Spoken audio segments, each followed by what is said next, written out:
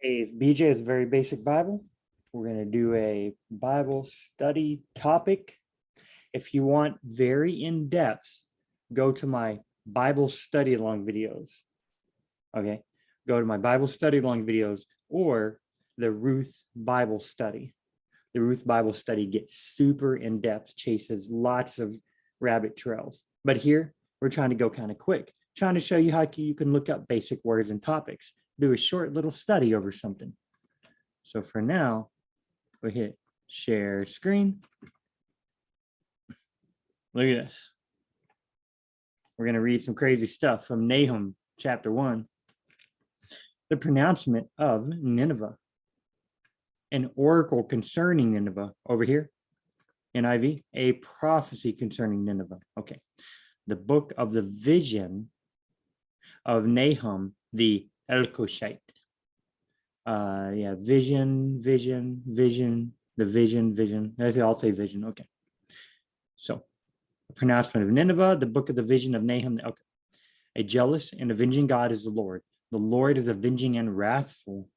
Yikes. The Lord takes vengeance on his adversaries. He reserves wrath for his enemies. Man. The Lord is slow to anger and great in power, and the Lord will by no means leave the guilty unpunished. In the gale and the storm is his way. Clouds are the dust beneath his feet. God's so large and so big and powerful that, when we're walking and your feet kick up dust, the clouds we see in the sky are his dust. That's how big God is, right? Yeah.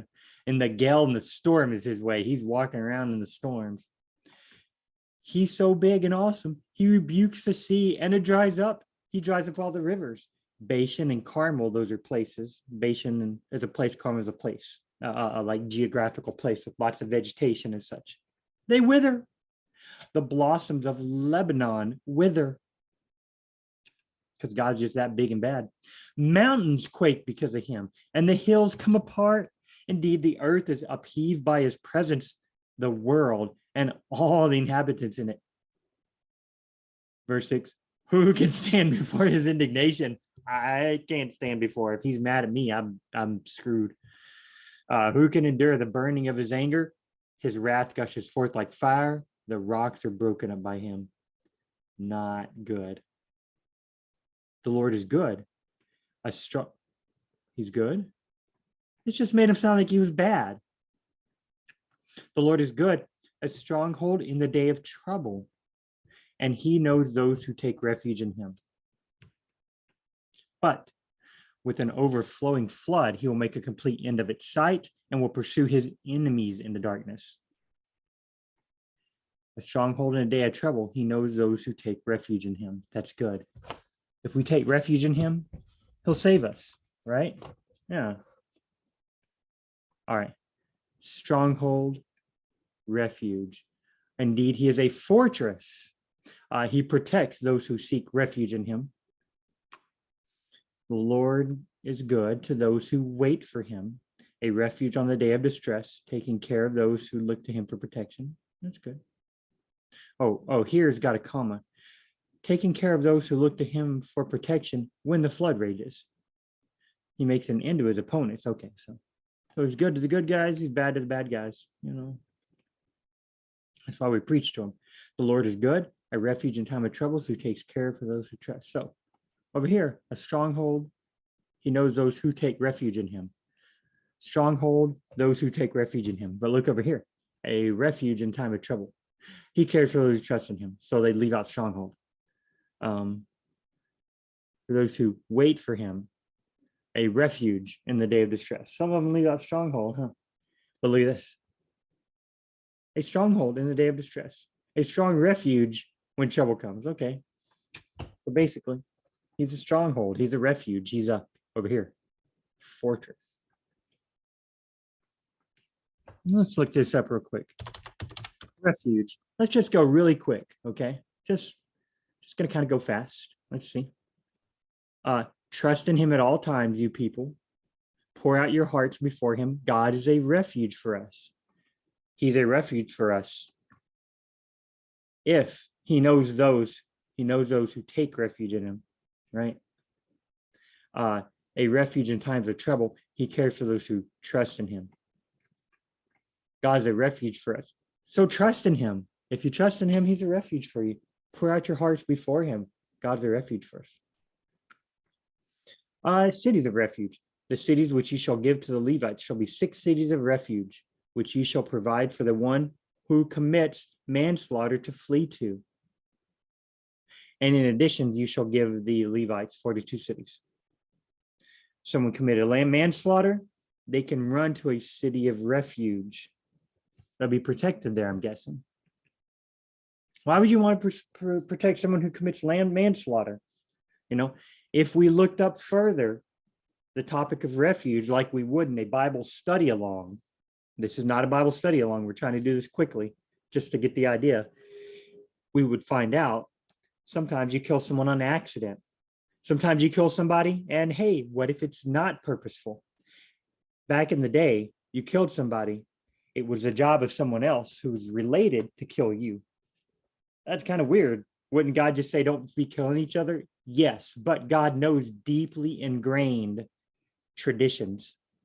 So he tries to help people out. God's saying, hey, don't be killing each other when there's avengers and stuff, but we know it's going to happen. Here's a city of refuge for you to flee to. Kind of cool. You know, we could look up city of refuge someday. The city shall serve as refuge from the avenger. So no one who commits manslaughter does not die until he stands before the congregation for trial. So God can be our refuge, but God tries us. The city of refuge is a literal city. You can go to stand. No, you don't get killed. You know, you killed my father. Prepare to die. Nope, you get to stand trial first. Okay, numbers, cities of refuge, cities of refuge. The city of refuge. You may flee there, and they shall become your refuge from the avenger of blood. Okay, good. I'm glad. Yeah. Like over here, look at this. Mountains quake because of him. Hills fall apart. Who can endure the burning of his anger? The Lord is slow to anger, and the Lord will and great in power, but and gonna by no means leave the guilty unpunished. So you need a city of refuge to go to, right? Yeah. Of course, God knows. What does it say? Where do you go? He knows those who take refuge in him. So unlike a city of refuge where you'll have to stand trial, no, God knows if you're his or not. Trial is like trying to figure out if you've done the right thing. God knows. Okay. Judges 9:15. Full chapter. Reign over us. But the olive tree said to them, shall I give up my fatness with which God and mankind are honored to go wave over the trees? The tree said to the fig tree, you come reign over us. The fig tree said, am I going to give up my sweetness of my good fruit and wave over the trees? Psh. The tree said to the vine, you come reign over us. The vine's like, look, shall I give up my wine? Which cheers God and mankind to go? No. Then the tree said to the bramble is a thorn bush. When brambles and thorns grow, you don't get vines with sweet wine. You don't get fig trees for food. You don't get olive oil to get food. No, brambles, no good for anything. You step on them, they hurt you. They kill all your crops. The tree said to the bramble, you come reign over us. The bramble said to the trees, if you are really anointing me as king over you, come and take refuge in my shade. It's not a good idea. Don't go taking refuge in the shade of no bramble. What the heck are you guys doing? Refuge in the shade. How in the world can you take refuge in the shade of a group of thorns? You know, you need to like leave and canopy. Look at this, Ruth 2:12. May the Lord reward your work, and may your wages be full from the Lord, the God of Israel, under whose wings you have come to take refuge. Okay.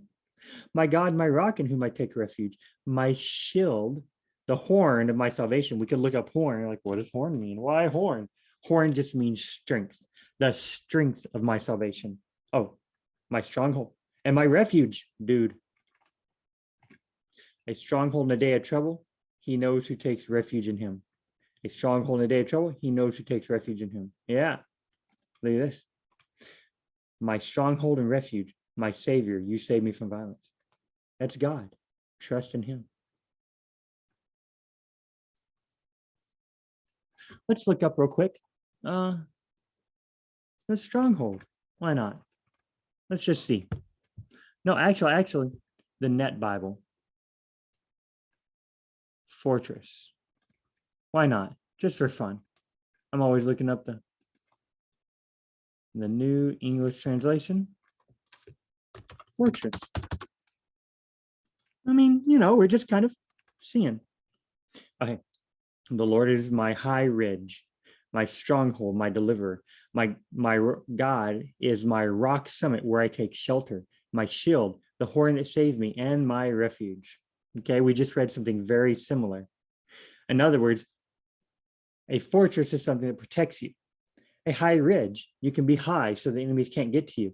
A rocky summit where I take shelter, you can take shelter in a cave from the wind and the rain and stuff, right? My shield, your shield can be a refuge or a fortress. You block blows from the enemy. David captured the fortress of Zion, that is the city of David, 2 Samuel. Oh, 5:7, 5:9. So David lived in the fortress and called the city of David. David built all around it from the terrace. So good. David captured himself a fortress, beat up them people. When David heard about it, he went down to the fortress, probably the same fortress up here, the fortress of city of David. Then they went to the fortress of Tyre and all the city. Okay, so Tyre had themselves a fortress. Who went there? I don't know. Some people went there. 2 Samuel. They probably went there to try to defeat him, Hazael asked, "Why are you crying, my master?"